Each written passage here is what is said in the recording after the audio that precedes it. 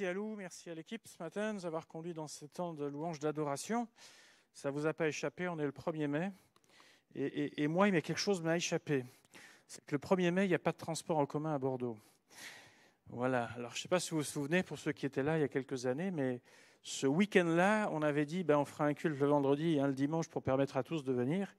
Et cette année, c'est complètement oublié. Ça nous permet de voir toutes les personnes qui viennent par les transports en commun. Et c'est non négligeable parmi nous. Voilà, la ligne 1, la ligne 9, la ligne 16. Voilà, arrêt, barrière judaïque. Voilà, vous devez vous rencontrer d'ailleurs, en tout cas ceux qui viennent par les transports doivent se rencontrer pendant le temps de trajet pour tout ça.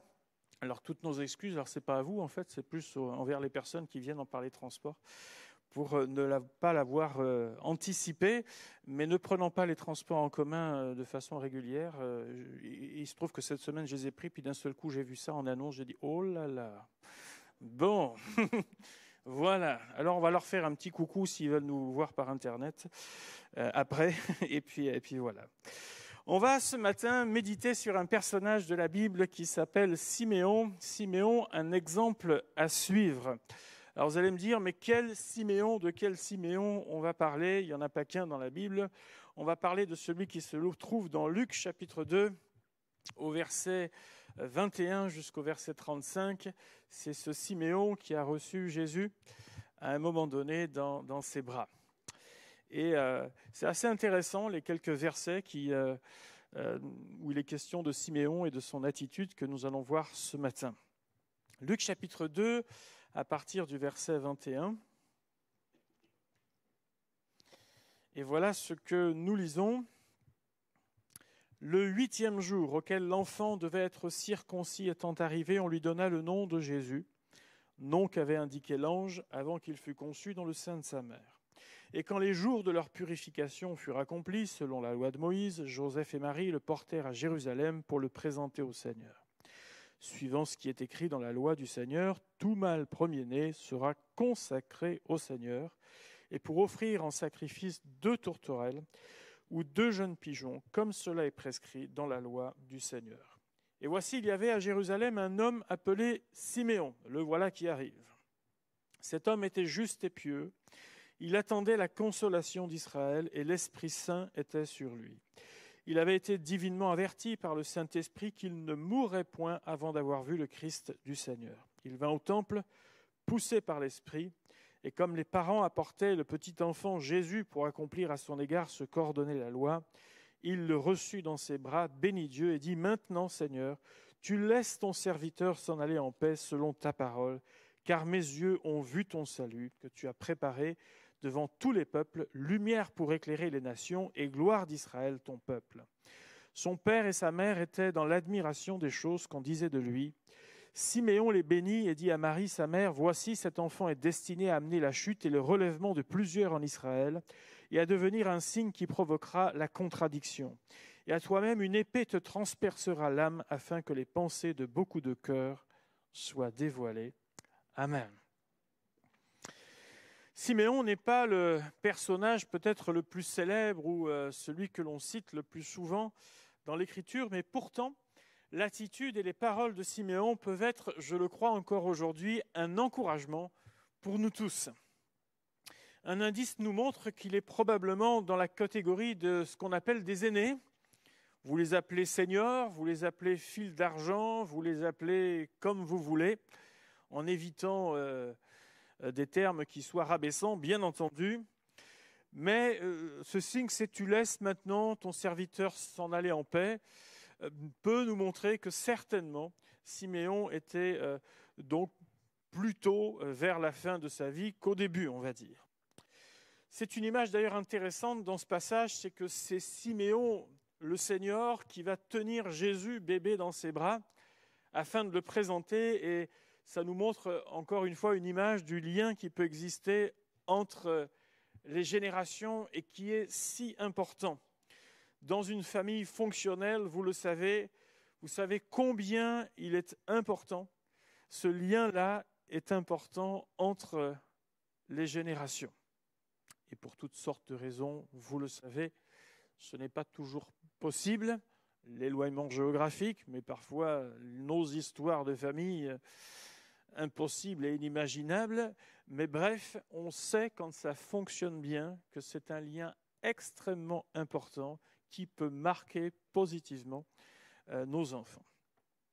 Il est question notamment dans ce passage de ce qu'on appelle du rachat du premier-né. Oh, alors là, c'est toute une histoire, hein. C'est un rappel pour les Juifs que Dieu avait épargné tous les premiers-nés d'Israël en Égypte. Ça nous rappelle cet épisode-là, où il y a à la fois eu ce qu'on appelle l'institution de la Pâque à ce moment-là, où un agneau sans défaut avait été sacrifié, le sang avait été mis sur le linteau des portes, afin que les premiers-nés soient épargnés. Les premiers-nés qui sont partis d'Égypte notamment, c'était cette fameuse 10e plaie, la dernière, qui a permis ensuite aux enfants d'Israël de pouvoir quitter l'Égypte. C'était ce symbole, ce signe, marquait évidemment ce rachat de premier-né épargné en Israël. Et l'institution de la Pâque et le rachat du premier-né sont nés en fait ensemble dans l'histoire d'Israël. Et le fait intéressant dans ce passage que nous venons de lire, c'est que Jésus est l'accomplissement de tout cela. Il est à la fois l'agneau de Dieu qui est venu ôter le péché du monde, n'est-ce pas? Mais il est aussi celui qui nous a rachetés à un grand prix, et d'ailleurs qu'on soit premier-né, deuxième, troisième, quatrième, et tous les numéros que vous voulez derrière, pour les très, très, très grandes familles, il est venu nous racheter. C'est l'apôtre Paul qui dira dans 1 Corinthiens 6, « Vous avez été rachetés à un grand prix. Glorifiez donc Dieu dans votre corps et dans votre esprit qui appartiennent à Dieu. » Et le rachat en Christ n'a pas simplement la portée de la vie terrestre, mais a une portée éternelle. Béni soit Dieu pour cela, pour le rachat qui est en Christ. Et donc, il a accompli tout cela. Et la meilleure décision que nous pouvons prendre tous en tant que personnes vivant sur cette terre est celle de suivre Jésus, qui est le seul chemin, qui est la vérité et qui est la vie. Donc, cette question du rachat du premier-né accompli en Christ. Siméon, pour revenir à ce personnage, est quelqu'un qui attendait quelque chose dans sa vie. La Bible nous dit que Siméon attendait la consolation d'Israël, c'est-à-dire, comprenons par là, le Messie qui avait été promis. Peut-être avons-nous des attentes particulières dans nos vies, qu'elles soient d'ordre spirituel, qu'elles soient affectives, qu'elles soient sur le plan professionnel, des choses que vous aimeriez voir ou accomplir. C'est-à-dire, si j'ai l'occasion, le temps que Dieu me prête vie, de pouvoir faire telle et telle chose, ce sont des désirs dans le cœur et il n'y a rien de mauvais à tout cela. La vie de Siméon nous rappelle que ce n'est pas parce qu'on a un peu d'âge, comme il pouvait avoir, que l'on cesse d'avoir des attentes dans nos vies. C'est d'ailleurs une preuve de vie lorsqu'on continue à espérer, lorsqu'on continue à vouloir se projeter, avoir des désirs dans le cœur. En tant qu'enfants de Dieu, nous nous attendons à Dieu, n'est-ce pas? Tout comme Siméon s'attendait à Dieu. Nous attendons à son intervention. Nous attendons à l'accomplissement de ses promesses dans nos vies. Nous aspirons après davantage de la vie de Dieu en nous, qui vient à la rencontre de notre humanité, qui vient à la rencontre de nos imperfections, qui vient vraiment nous visiter et qui transcende, qui change, qui transforme tout cela. Béni soit Dieu pour cela.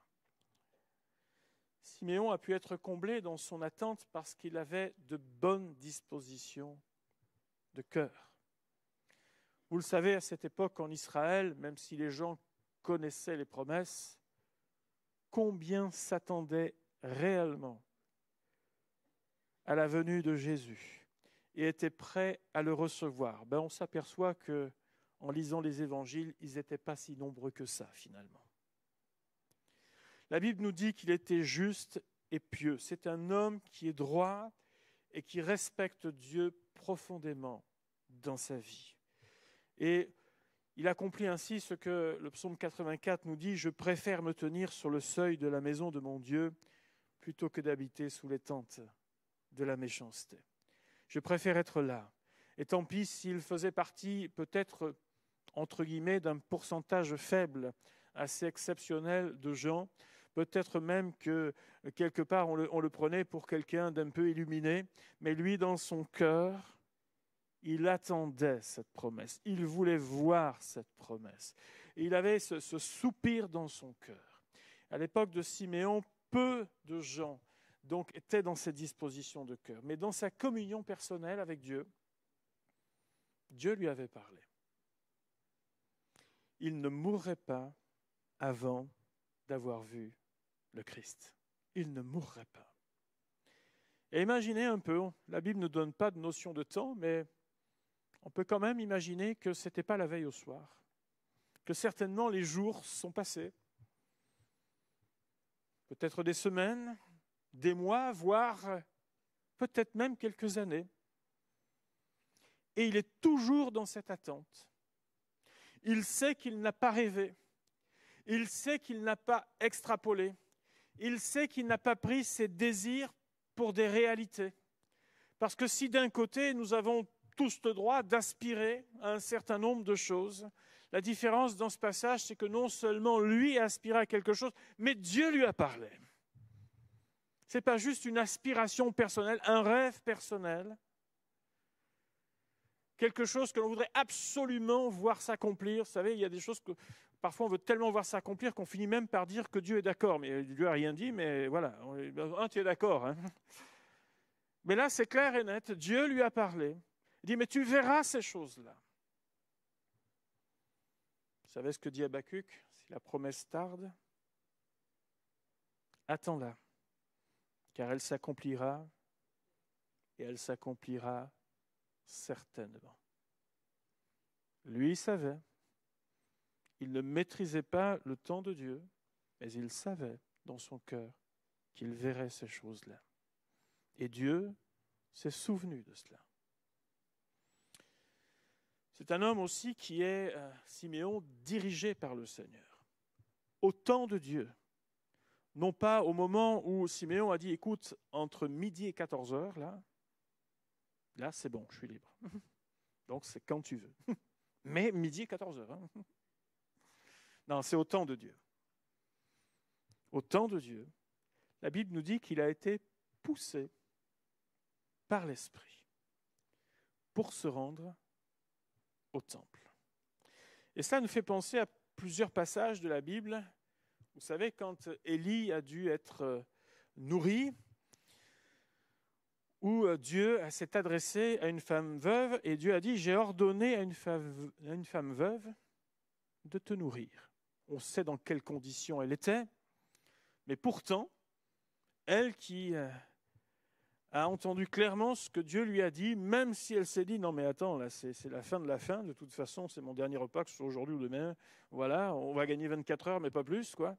Mais elle dit, voilà, mais parce que Dieu a parlé, les choses se font. Dieu conduit les choses. De même que pour Pierre, dans le livre des Actes, vous vous souvenez, quand il a cette révélation du fait, au départ, il ne comprend pas trop qu'il faut qu'il tue et mange des animaux impurs, enfin, etc. Il ne comprend rien de tout ça, mais il réfléchit à tout ça. Et de l'autre côté, Corneille, lui, reçoit le fait, il dit, va faire chercher Pierre.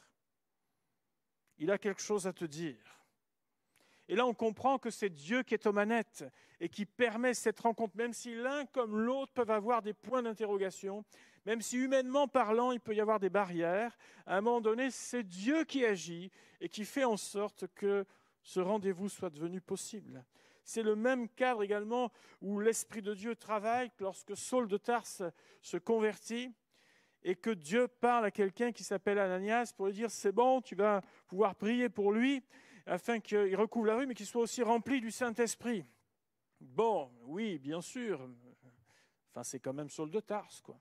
Mais parce que Dieu a parlé, Ananias, à un moment donné, ne peut pas faire fi de cette voix de Dieu, et Dieu conduit les choses, et les choses se passent exactement comme elles doivent se passer. Il y a donc ce temps de Dieu, où l'Esprit de Dieu agit, et ça ne dépend pas des hommes, ça ne dépend pas de vous, ça ne dépend pas de moi.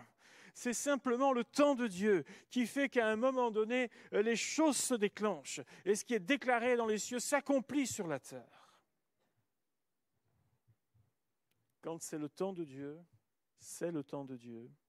Rien ne peut s'y opposer. Dieu désire nous consoler, nous instruire, nous conduire. Et là, à ce moment-là, Siméon ressent cette nécessité, et peut-être ce sont des choses qui vous sont déjà arrivées d'une façon ou d'une autre, ou quelque chose, une pensée vraiment s'impose à votre esprit, et vous dites peut-être dans un premier temps, oui, mais en gros j'ai le temps. Et puis ça devient tellement pressant que vous comprenez à un moment donné quand même qu'il y a quelque chose à faire maintenant. Soit pour une parole, soit pour une rencontre particulière, un endroit où vous devez aller, etc. Pour ceux à qui c'est arrivé, vous comprenez de quelle manière le Saint-Esprit, entre guillemets, s'impose à un moment donné dans votre vie pour dire « Oh, c'est bien ton agenda, mais maintenant j'en ai un pour toi et je te conduis là de cette manière. » Et vous savez que ce n'est pas le produit de votre imagination, parce que les choses se déroulent telles qu'elles sont, et pas dans 10 ans, etc. Mais c'est ce qu'on appelle le maintenant de Dieu. Donc, Siméon vit cela. Il se laisse diriger par le Seigneur. Sachons saisir chaque occasion, opportunité que le Seigneur met à notre profit. Même Joseph et Marie, qui ont pourtant déjà vécu en quelques mois plusieurs moments surnaturels, sont encore émerveillés. Pourtant, ils ont déjà été secoués, les deux. Vous vous souvenez, la visite des anges, etc., et jusqu'à la naissance, et la visite des bergers, etc. Enfin, il y a tout un tas de choses qui vivent là, surnaturelles. Ils n'en sont pas à leur première en quelque temps, et là encore, ils sont émerveillés de ce que Dieu fait. Bien sûr, on peut se poser la question, mais que se serait-il passé si Siméon avait voulu suivre son propre programme? Il y a malheureusement, je crois, des rendez-vous que nous manquons dans notre vie parce que nous ne sommes pas dans les mêmes dispositions de cœur que Siméon. Que Dieu fasse en sorte que nous puissions comprendre. Lorsque Dieu commence à travailler nos vies, nos cœurs, d'une façon ou d'une autre, que nous puissions répondre présent. Et Siméon n'a pas dit « j'ai mal au dos, j'ai mal à la jambe, j'ai faim » ou je ne sais quoi. Il est allé au temple parce que le rendez-vous c'était maintenant. Ils n'allaient pas venir 10 fois au temple pour présenter Jésus. C'était ce jour-là, à ce moment-là, et il est arrivé au bon moment. C'est le même esprit qui a dirigé les débuts de l'Église dans le livre des Actes des Apôtres et qui continue encore aujourd'hui, nous le croyons de tout notre cœur, continue à conduire son peuple si nous cherchons Dieu de tout notre cœur. Avons-nous des aspirations dans le cœur? Quelque chose qui vraiment est agréé de Dieu. C'est un homme aussi, Siméon, qui va s'appuyer sur les promesses de Dieu. Il savait, Siméon connaissait la loi, Siméon connaissait les prophètes, connaissait ces textes qui parlaient de la venue du Messie. Et pour pouvoir s'appuyer sur les promesses de Dieu, vous serez d'accord avec moi, mais on a besoin de les connaître. Si on ne les connaît pas, comment peut-on s'appuyer dessus? Alors vous avez des guides d'ailleurs aujourd'hui qui existent, une prière pour une promesse pour chaque jour. Vous avez les promesses de la parole de Dieu en petit résumé. Enfin bref, il y a tas de choses qui existent. Voilà, mais dans votre lecture quotidienne, vous les retrouvez aussi, n'est-ce pas? Sachons apprécier la parole de Dieu. Parce que, comme pour Siméon, ce n'était pas simplement des prophéties ou des promesses pour d'autres ou dans un temps lointain ou dans certaines circonstances, mais elles correspondaient aussi à une période de sa vie, à lui. Et la parole de Dieu a cette capacité-là, malgré le temps, malgré les cultures, malgré votre caractère et tout ce qu'on peut dire de nos vies qui sont très différentes les unes des autres, c'est qu'elle est totalement adaptée à nos vies. Et elle va nous parler, non pas simplement pour un avenir lointain, mais elle va nous parler pour notre vie aujourd'hui. Elle va encore s'éclairer dans nos vies aujourd'hui. Elle va encore prendre tout un sens dans certaines circonstances que nous pouvons vivre. Et nous allons pouvoir nous appuyer sur cette parole. Nous allons pouvoir encore la citer. Elle va être pour nous encore comme un repère. Elle va être pour nous comme quelque chose qui va éclairer peut-être un moment donné de notre vie où nous n'y voyons plus grand-chose. Mais elle va prendre du relief de façon à ce que nous puissions poursuivre la route et être encouragés dans les voies de Dieu. Dieu ne nous laisse pas, Dieu ne nous abandonne pas. Il a un avenir, il a de l'espérance dans nos vies. Sachons nous approprier les promesses de Dieu dans nos vies. Le psaume 19 nous dit que la loi de l'Éternel, elle est parfaite, elle restaure l'âme. Le témoignage de l'Éternel est véritable, il rend sage l'ignorant. Les ordonnances de l'Éternel sont droites, elles réjouissent le cœur. Les commandements de l'Éternel sont purs, ils éclairent les yeux. Voilà ce que nous dit le psaume 19 à partir du verset 8. Siméon est aussi un homme qui sait recevoir ce que Dieu a pour lui et qui sait s'en réjouir. Verset 28 de Luc chapitre 2, il reçoit Jésus dans ses bras et il bénit Dieu. Il dira, verset 30, « Mes yeux ont vu ton salut. » Il y a beaucoup de louanges, il y a beaucoup de reconnaissance dans le cœur de Siméon. Jésus n'a prononcé encore aucun discours, il n'en était pas capable à ce moment-là. Jésus n'a encore fait aucun miracle. Jésus n'a pas encore donné sa vie. Et pourtant, d'avance, Siméon a compris l'œuvre de Jésus. Et d'avance, il loue et il exprime sa reconnaissance à Dieu. À son époque, le poids de la tradition avait pris une place extrêmement importante à la place de ce qu'on appelle la foi véritable. Et pourtant, Siméon est dans cette marque d'une foi véritable, de celle qui se projette, de celle qui voit, alors que les choses sont encore à l'état, on va dire, embryonnaire ou à l'état de petites choses. Les choses ne sont pas encore accomplies, que déjà d'avance, il se réjouit dans la foi. Soyons reconnaissants pour tout ce que Dieu fait, même si tout ne va pas toujours comme on le voudrait, et certainement que le cœur de Siméon était parfois touché quand à son époque il voyait tout ce poids de la tradition, mais le manque de foi véritable. Ça devait attrister son cœur.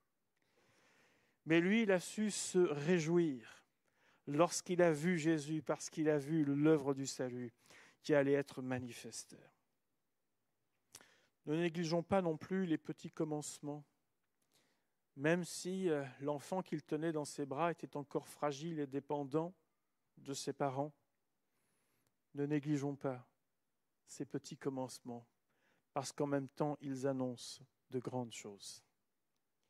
Souvenez-vous de la prière d'Élie alors qu'il n'avait pas plu pendant des années. Il prie, il intercède, le ciel est tout bleu. Nous, on aime ça quand le ciel est bien bleu, n'est-ce pas ? On n'aime pas trop quand il pleut, ça agit même sur le caractère. Vous avez remarqué, quand c'est trop chaud, on voudrait bien qu'il pleuve un peu la nuit, mais quand on se lève, le soleil, pas trop chaud non plus, attention, voilà, juste ce qu'il faut, un petit peu de vent avec, c'est parfait. Voilà, puis la nuit, ça peut se gâter un peu, c'est pas trop fort non plus, mais un peu, voilà. Donc lui, il voit le soleil complètement dégagé, le ciel dégagé. Et là, par contre, c'était une vraie plaie parce que rien ne tombe sur le sol, donc pas de récolte, pas de nourriture, et ça devient compliqué. Et là, il se met à prier, et vous connaissez l'histoire, jusqu'au moment où il voit un petit nuage. Qu'est-ce que c'est qu'un petit nuage dans un grand ciel bleu ? Est-ce que vous pensez que ça allait résoudre les problèmes de l'agriculture de l'époque et de l'élevage? Non. Mais pourtant, lui, à un moment donné, il comprend que sa prière est exaucée. Et il sait que ça annonce des temps où la pluie va venir, les récoltes vont être là, le bétail va pouvoir être à nouveau abreuvé, etc. Il sait tout cela. Et donc, il ne néglige pas. Il ne dit pas, mais je resterai là jusqu'à ce que je vois les pluies torrentielles. Non, non. Il comprend, il sait, il voit que déjà dans ce nuage, la promesse est en route. Et Siméon comprend en tenant Jésus que la promesse est en route. La promesse, elle est là. Elle a encore un temps avant de se mettre, mais il sait qu'elle est là. Il sait maintenant que c'est le temps de la visitation pour le peuple de Dieu. Les petits pas dans notre vie, les victoires personnelles dans le secret quand personne ne vous voit, ces petits moments où devant le Seigneur, vous prenez des décisions, des victoires sont remportées, des choses que parfois personne ne voit autour, mais Dieu le voit, Dieu le sait. Ne négligez pas toutes ces avancées-là. Et également, ne négligeons pas, et c'est aussi le regard qu'a pu avoir Siméon, c'est le regard sur la génération montante.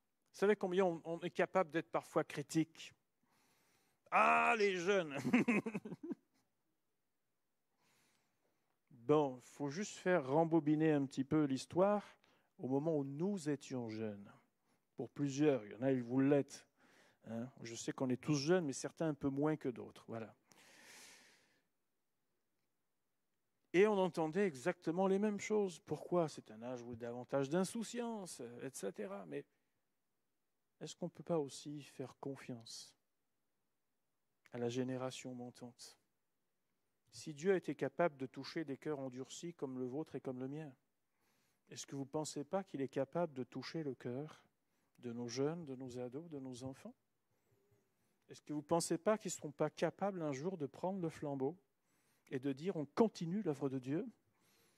Est-ce que vous ne pensez pas que Dieu est capable de susciter dans notre génération des hommes et des femmes remplis de l'Esprit de Dieu? Encore, est-ce qu'on peut avoir un regard pour dire Seigneur, oui, garde-les, oui, protège-les, oui, qu'ils soient sur les bons rails, mais en même temps, on veut leur faire confiance pour l'avenir. Parce que le maître de la moisson, c'est toi, Seigneur. C'est toi. Si tu as pu le faire un peu avec nous, tu vas aussi pouvoir le faire avec eux, Seigneur. Parce que tu es Dieu, tu demeures le même. Et Siméon a ce regard. Il ne regarde pas la fragilité, il regarde au plan de Dieu. Et il dit, Seigneur, c'est bon et je me réjouis d'avance. Est-ce qu'on peut se réjouir d'avance de ce que Dieu fera encore jusqu'à son retour avec toutes les générations que Dieu permettra? Alléluia. Un homme, Siméon, c'est aussi un homme qui bénit. Verset 34, Siméon bénit cette famille. Il bénit Marie, il bénit Joseph, il bénit cet enfant. Jésus ne fait exception de personne. Je rappelle simplement que le sacrifice qui a été apporté par Joseph et par Marie est celui des pauvres. Les tourterelles ou les pigeons, c'était vraiment le sacrifice par défaut quand vous ne pouviez pas amener quelque chose de plus important. Je veux dire, au minimum, tu apportes tes pièces jaunes. C'était le sacrifice des pauvres. Et pourtant, Siméon ne va pas les regarder de haut. Eh oh, c'est le roi des rois et le seigneur des seigneurs dans votre maison, vous auriez pu faire un effort. Non. Peu importe la condition sociale, peu importe le parcours de vie, le Seigneur ne fait exception de personne. De personne. Et ce sacrifice a été agréé de Dieu. Demandons au Seigneur de pouvoir être des personnes comme Siméon qui encourageons par nos paroles. Ne nous arrêtons pas sur les apparences des gens, mais regardons à ce que Dieu peut faire dans une vie. C'est beau ce que Dieu peut faire dans une vie, n'est-ce pas? Ne nous lassons pas de bénir. Bénir, c'est dire du bien, c'est vouloir du bien à quelqu'un. La Bible nous dit « bénissez et ne maudissez pas ». Que Dieu nous donne un cœur comme ce cœur de Siméon, un cœur qui bénit. Un cœur qui ne regarde pas à l'apparence des gens, qui ne regarde pas au parcours des gens, qui ne regarde pas où ils en sont aujourd'hui, mais qui sont capables de voir ce que Dieu peut faire lorsqu'il vient à la rencontre de ces gens-là. Et vous le savez comme moi, merci Seigneur, il est venu chercher ceux qui étaient perdus. Le Seigneur est venu, et Jésus dira lui-même, mais les gens qui ont besoin de médecins, ce n'est pas les bien portants, ce sont les malades. Et Jésus a donné sa vie pour nous tous. Que Dieu nous donne un cœur pour bénir les autres. Et puis Siméon, pour terminer, c'est un homme qui est conscient des réalités à venir. Même s'il sait que le Sauveur de l'humanité est là, s'il le reçoit, s'il connaît les promesses, etc., il s'en réjouit d'avance, mais en même temps, il est totalement conscient de ce qui attend Jésus. Conscient de la mission de Jésus. Il apportera la chute et le relèvement de plusieurs en Israël. Conscient également de cette déchirure que connaîtra Marie lors de la crucifixion de Jésus à la croix. Quelque chose va te transpercer. Siméon est totalement conscient des enjeux futurs. Il ne vit pas dans une espèce d'illusion de la vie, dans un monde parallèle. Et nous ne vivons pas non plus en tant qu'enfants de Dieu dans un monde d'illusions, mais nous sommes conscients que Dieu est capable de grandes choses. C'est pourquoi nous nous confions en lui. Même si parfois on peut se dire « Oh là là là là !» Dans quelle génération on vit? Dans quelle époque on vit? On sait que tous les fondements aujourd'hui sont ébranlés sur cette terre. Même les gens qui avaient les plus grandes certitudes vous disent aujourd'hui « On verra bien ».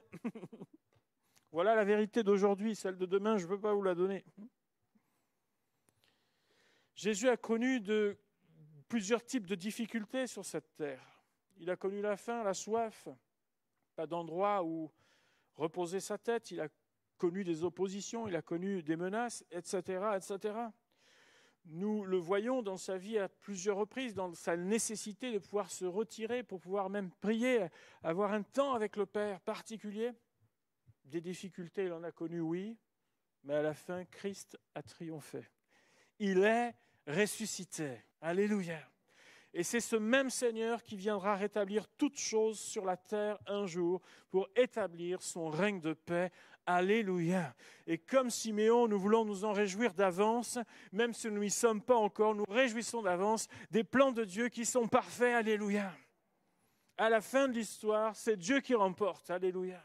C'est Dieu qui gagne. Conscient des réalités que nous vivons aujourd'hui, impossible de savoir ce qu'au terme de géopolitique, ce que les choses donneront, mais conscient aussi que de toute façon, à la fin de l'histoire, nos yeux le verront tel qu'il est. Alléluia. Cette histoire nous montre que Siméon était un homme qui ne vivait pas de manière légère sa communion avec Dieu, mais il vivait une piété authentique. Ça lui a permis d'avoir une bonne perspective dans sa propre vie. Et bien des années avant que Jésus débute son ministère terrestre, il va se réjouir. Bien-aimés, quel est votre regard, quel est notre regard sur l'avenir? Pas simplement, comme je disais à l'instant, d'un point de vue géopolitique, mais à l'horloge de Dieu. Siméon était calé sur l'horloge de Dieu. Et ils étaient peu à l'être à son époque. Anne, qui suit bien sûr dans ce passage, l'a été aussi, 84 ans, la mamie à l'époque. Et elle savait. Elle ne vivait pas non plus dans l'illusion. Elle savait. Comme Siméon, nous savons que nos yeux le verront un jour. Bon, on ne le prendra pas dans nos bras. C'est plutôt lui qui nous recueillera. Mais nous le verrons dans toute sa splendeur. Et comme Siméon, nous voulons nous réjouir. Être des personnes qui bénissent d'avance, quelle que soit la vie aujourd'hui. Bien-aimés, la fin de l'histoire est déjà écrite. Que Dieu soit béni. Nous voulons être dans le temps de Dieu. Aspirer avec de bonnes aspirations dans notre cœur. Et Siméon a vécu un moment que beaucoup d'autres dans son époque n'ont pas vécu. Mais parce qu'il avait cette communion, cette proximité avec Dieu, cette histoire bâtie avec Dieu. Bien-aimés, si tu vis proche du Seigneur, tu vas vivre des moments avec Dieu que beaucoup ne vont pas vivre. Et des choses vont te paraître logiques, normales. Tu vas te réjouir d'avance d'un certain nombre de choses parce que l'Esprit de Dieu va parler à ton cœur. Avant même que le bras de Dieu soit en action, tu te réjouiras parce que Dieu aura parlé à ton cœur. Ça ne voudra rien dire pour les autres autour, mais pour toi, ça aura du sens parce que tu as bâti ton histoire avec Dieu. Tu sauras te réjouir même dans des temps parfois difficiles. Tu sauras bénir quand tout le monde est en train de s'accrocher de droite et de gauche. Tu sauras avoir la bonne attitude. Tu sauras bénir Dieu dans ce qu'il est en train de faire, même à l'état embryonnaire. Tu béniras le Seigneur d'avance parce que tu verras la main de Dieu.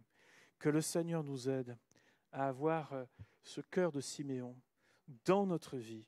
Béni soit Dieu pour cet homme qui a été suscité. Et béni soit Dieu que nous puissions suivre son exemple, tout simplement. Nous te remercions, Seigneur.